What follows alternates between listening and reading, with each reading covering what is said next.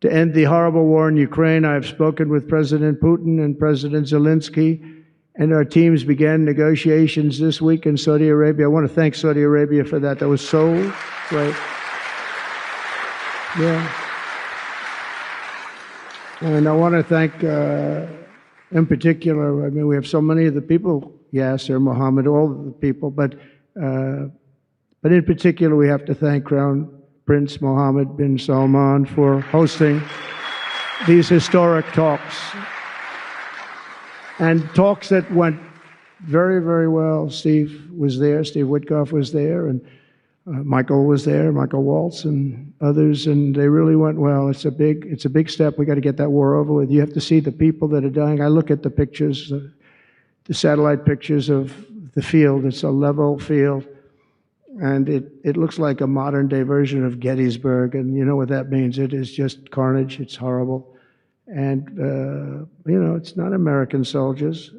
It's not even soldiers from the Middle East in the case of Ukraine, Russia, but it's people, it's young people from Russia and Ukraine mostly that are just being decimated. It's flat fields. And a bullet goes, and a bullet only stops when it hits somebody. And the level of people being killed in that battle, soldiers, young soldiers, in some cases old soldiers, because they're running out of people. They're running out of soldiers, one case. But think of it, a modestly successful comedian, President Zelensky, talked the United States of America into spending $350 billion to go into a war that basically couldn't be won, that never had to start and never would have started if I was president, not even a chance. And it didn't start for 4 years, never would have started. But a war that he, without the U.S. and Trump, will never be able to settle. They'll never settle that war without our involvement. That's why they did such a great job this weekend. That's why Saudi Arabia did such a great job this weekend in hosting. The United States has spent $200 billion more than Europe, and Europe's money is guaranteed. They get their money back. It's a form of a loan. Nobody knows that. I know that. I said, why isn't somebody saying, you know, we do it the same way? And we spent much more money. We have to equalize, but while the United States gets nothing back, so they get their money back. It's a loan. We just give our money. And we had a deal based on rare earth and things, but they broke that deal.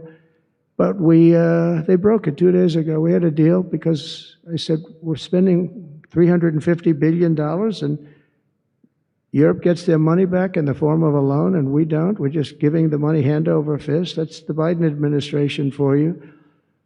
But they're no longer dealing with the same United States as they were dealing with a few months ago. Why didn't crooked Joe Biden demand equalization, and that this war is far more important to Europe than it is to us, and that there's a very big, beautiful ocean, a separation.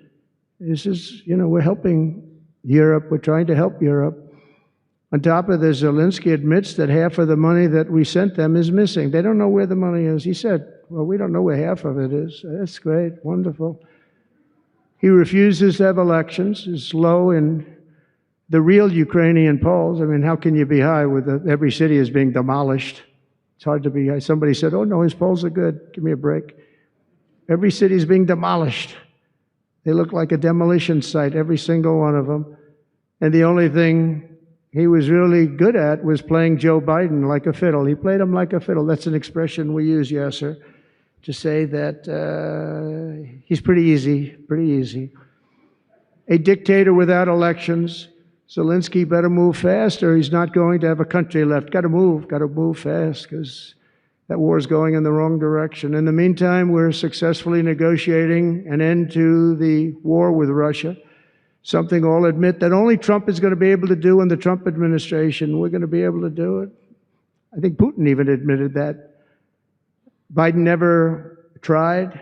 Europe has failed to bring peace, and Zelensky probably maybe he wants to keep the gravy train going. I don't know what's the problem, but he hasn't been able. He's very upset that he wasn't invited. He could have come if he wanted to, but that he wasn't invited to Saudi Arabia. But he's been working for 3 years. There's never been even meetings or phone calls to stop this war. It's a horrible thing.